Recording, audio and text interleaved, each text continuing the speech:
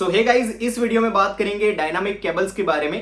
तो कंपनी ने कल अपने नंबर्स रिपोर्ट किए थे, उसके बाद मार्केट ने बहुत अप्रिशिएट भी किया। कल इनका कॉन कॉल भी हो गया था, नंबर्स अच्छे थे इनके ओवरऑल। एंड इनके न्यू प्लांट के बारे में भी कुछ और यहाँ पे इंपॉर्टेंट अपडेट है। यूएस के अंदर इन्होंने एंट्री ले ली एक्सपोर्ट के लिए, तो क्या कुछ अपडेट है। एंड ओवरऑल यहाँ पे ये वायर एंड केबल सेगमेंट में जहाँ पे इतने ज्यादा टैलेंट्स हैं, वहां पे डायनामिक केबल कैसी अपॉर्चुनिटी है इन्वेस्टिंग के लिए, उसके बारे में बात करेंगे। सब कुछ आप लोगों को बता दूंगा, वैल्यूएशन क्या है, मेरा क्या पॉइंट ऑफ व्यू है, सब कुछ ठीक है।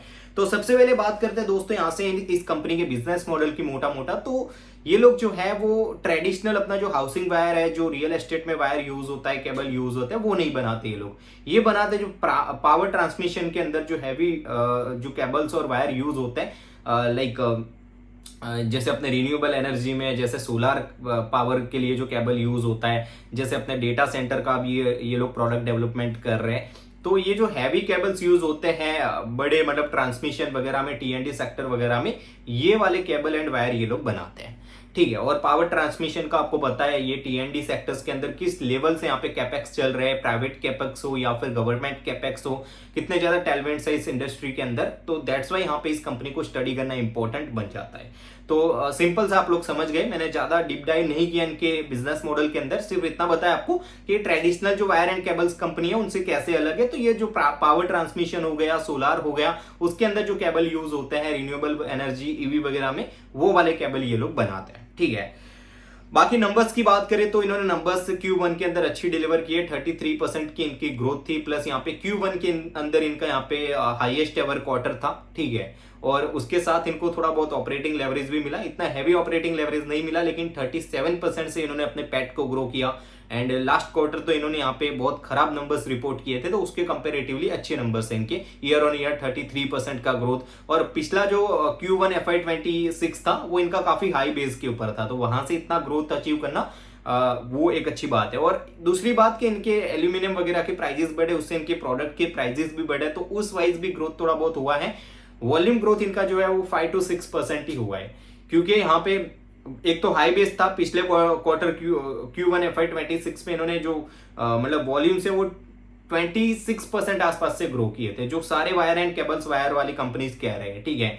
Q1 FY26 बहुत अच्छा था सारे वायर एंड केबल्स कंपनी के लिए, तो वहां से वॉल्यूम ग्रोथ किसी का ज्यादा नहीं हुआ, तो ये कोई ज्यादा कंसर्न मेरे को लग नहीं रहा है। तो ये ओवरऑल नंबर्स तो काफी अच्छे डिलीवर किया कंपनी ने। उसके साथ यहाँ पे ये इनका फर्स्ट क्वार्टर था जहां पे इन्होंने यूएस के अंदर एक्सपोर्ट किया। इनका पहला शिपमेंट था जो यूएस के अंदर गया। इससे पहले ये लोग यहाँ पे साउथ ईस्ट एशिया की कंट्री हो गई या फिर अपना अफ्रीकन कंट्री हो गई, वहां से इनका मैक्सिमम एक्सपोर्ट का रेवेन्यू आ रहा था, ठीक है। मिडिल ईस्ट और गल्फ रीजन में इतना ज्यादा एक्सपोर्ट ये करते नहीं है, तो मेनली इनका जो एक्सपोर्ट रेवेन्यू था वो अफ्रीका और एशियन जो कंट्रीज है साउथ की, वहां से आ रहा था। लेकिन एज ऑफ नाउ एक न्यू जियोग्राफी भी इन्होंने एडिशन किया है यूएस को, ठीक है। तो दैट्स वाई यहाँ पे हुआ क्या है दोस्तों कि एक नया एडिशन इनको मिल गया है। और ये जो यूएस मार्केट है उसमें अगर ये लोग एग्जीक्यूट सही से कर पाए, और जो डिस्ट्रीब्यूटर्स है, ये डिस्ट्रीब्यूशन लीड मॉडल है, तो वहां पे अगर डिस्ट्रीब्यूटर्स के साथ अच्छा रिलेशंस ये लोग बिल्ड कर पाए तो आगे बहुत बड़ा मार्केट है यूएस यहाँ पे। ये पावर सप्लाई के लिए जो केबल्स है उसके लिए बहुत बड़ा यूज मार्केट है इनके लिए। एंड टोटल जो एक्सपोर्ट है उसका 15% पहले ही क्वार्टर में जो टोटल रेवेन्यू आया एक्सपोर्ट से, उसमें 15% यूएस के रेवेन्यू ने कॉन्ट्रीब्यूट किया। तो अच्छा यहाँ पे इन्होंने एक मतलब इनके लिए जियोग्राफी एडिशन हो चुका है। ये लोग पिछले 15 से 18 महीने से ट्राई कर रहे थे, लेकिन ये टैरिफ वगैरह आ गई, उसकी वजह से इन्होंने यूएस में एंट्री ले नहीं पाए थे। अब लाइसेंस वगैरह इनका कंप्लीट हो चुका है, रेगुलेटरी वगैरह। तो अब यहाँ पे यूएस से भी ये लोग कह रहे हैं कि आने वाले टाइम में अगर हम लोग एग्जीक्यूट बहुत अच्छा कर पाए तो बहुत अच्छे टैलेंट्स हम लोगों को देखने को मिल रहे हैं यूएस मार्केट से भी, ठीक है। तो दैट्स ऑसम।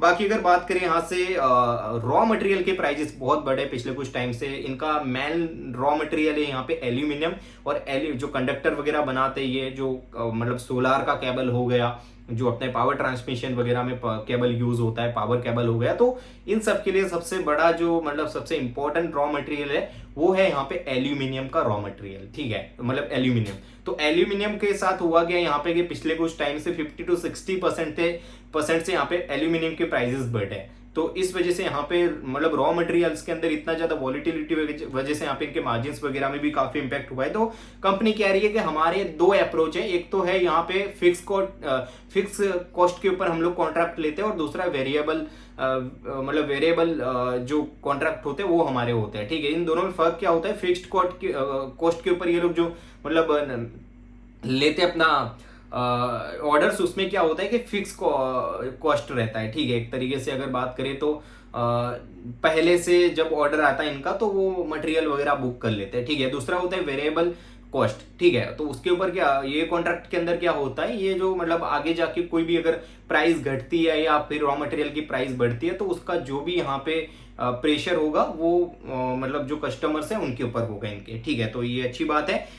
बाकी वॉल्यूम का मैंने आपको बता दिया दोस्तों, 5 to 6% से इन्होंने वॉल्यूम ग्रोथ रिपोर्ट की है। उसका मेन रीजन ये है कि एक तो यहाँ पे रॉ मटेरियल के प्राइसेस बहुत ज्यादा बढ़ चुके हैं, उसकी वजह से क्या है, नए ऑर्डर्स अभी हाई प्राइस के ऊपर इनको मिल नहीं रहे, ऑर्डर्स यहाँ पे पोस्टपोन्ड हो चुके हैं। लेकिन ऑर्डर्स पोस्टपोन्ड हुए हैं, खत्म नहीं हुई है ग्रोथ कहीं पे भी, मतलब डिमांड खत्म नहीं हुई है। एज ऑफ नाउ इनका 810 करोड़ का यहाँ पे ऑर्डर बुक है। और बाकी अगर बात करें यहाँ से तो आगे ये लोग कह रहे हैं कि जो डिमांड है ऑर्डर बुक वगैरह वो मतलब वापस से आ जाएगा, ठीक है। और जो मतलब अभी नॉर्मलाइज हो रहे प्राइजेस, तो आगे यहाँ पे मतलब ये नॉर्मलाइज हो जाएगा ऑर्डर बुक, ठीक है। बाकी न्यू प्लांट का बात करें आपसे दोस्तों, तो न्यू प्लांट इनका ऑपरेशनल होने वाला है आई थिंक सितंबर के अंदर, Q2 के अंदर इनका न्यू प्लांट यहाँ पे ऑपरेशनल हो जाएगा। न्यू प्लांट ये लोग बना रहे हैं और 45 करोड़ का इन्होंने टोटल कैपेक्स किया है, जिससे इनका कैपेसिटी बढ़ेगा, ठीक है। एज ऑफ नाउ जो कैपेसिटी एग्जिस्टिंग वो 85% आसपास जो है वो उसका कैपेसिटी यूटिलाइजेशन पीक पे हो चुका है। तो दैट्स वाई इनको नए कैपेसिटी का नीड था, तो नया प्लांट इनका आ जाएगा जहां पे एक मतलब डाइवर्सिफाइड प्लांट होगा, जहाँ पे मशीनरी वगैरह में ये लोग अभी as of now solar cable भी बना पाएंगे, पावर केबल हो गया, रिन्यूएबल के लिए जो केबल यूज होते हैं, उसके अलावा आगे जाके डेटा सेंटर के लिए भी जो भी केबल यूज होगा उसका जो प्रोडक्ट डेवलपमेंट ये लोग करेंगे, रिन्यूएबल एनर्जी के लिए जो केबल यूज होगा उसका ये लोग प्रोडक्ट डेवलपमेंट करेंगे। तो वहां पे होगा क्या कि इनके पास जो एग्जिस्टिंग मशीनरी है, जो एग्जिस्टिंग टेक्नोलॉजी है, उससे ही वो मतलब उसके लिए उनको नया प्लांट या नई मशीनरी ज्यादा खरीदनी नहीं पड़ेगी। सिर्फ छोटा मोटा यहाँ पे थोड़ा सा एडिशन वो भी रिक्वायरमेंट होगा तो इनको एड ऑन करना पड़ेगा, बाकी उसी से लोग जो है वो लाइक ये डेटा सेंटर के लिए जो केबल यूज होगा उसको भी ये लोग बना पाएंगे, ठीक है। बाकी एक्सपोर्ट का मैंने आपको बता दिया दोस्तों, इनका जो टोटल रेवेन्यू एक्सपोर्ट का वो ज्यादा साउथ ईस्ट एशिया और अफ्रीकन कंट्रीज से ज्यादा आता है, मिडल ईस्ट से बस्ट यहाँ पे मतलब एकदम नेग्लिजिबल अमाउंट यहाँ पे आता है एक्सपोर्ट से मिडल ईस्ट के। एंड बाकी यहाँ पे अब अमेरिका ऐड हुआ है, तो अमेरिका से भी ये लोग कह रहे हैं आने वाले टाइम में एग्जीक्यूट अच्छा किया तो बहुत ही बड़ा मार्केट है इनके लिए अमेरिका भी, ठीक है। बाकी सोलर केबल जो है, इन्होंने जो सोलर केबल ये बनाते हैं पिछले 3 साल से यहाँ पे बहुत अच्छी ग्रोथ है, चाहे रिन्यूएबल एनर्जी हो, सोलर केबल हो जो यूज होता है।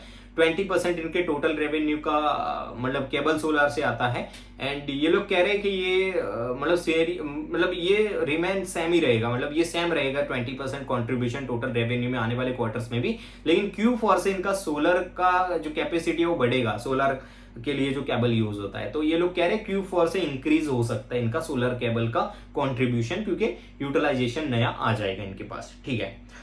बाकी डेटा सेंटर के लिए लोग कह रहे हैं कि हमारे पास जो है वो प्रोडक्ट डेवलपमेंट शुरू हो चुका है, और प्रोडक्ट डेवलपमेंट ये लोग कह रहे हैं कि बहुत ज्यादा इंपॉर्टेंट चीज है और उसके ऊपर ये लोग फोकस कर रहे हैं। डेटा सेंटर में अगर ग्रोथ हासिल करनी है तो डेटा सेंटर के लिए जो केबल यूज होते हैं, और ये लोग कह रहे हैं कि लॉन्ग टर्म यहाँ पे जो है वो ग्रोथ अपॉर्चुनिटी है आने वाले 3 से 5 साल में। डेटा केबल अभी ये लोग डेटा सेंटर्स के लिए जो केबल यूज होते हैं वहां से इनको कोई रेवेन्यू नहीं आ रहा है, लेकिन आगे 3 से 5 साल के लिए एक अच्छी अपॉर्चुनिटी है। फिर आते हैं यहाँ पे गाइडेंस की तरफ दोस्तों। गाइडेंस थोड़ा सा कंसर्न है यार ये, क्योंकि इतना एग्रेसिवली कंपनी ग्रो कर नहीं रही है।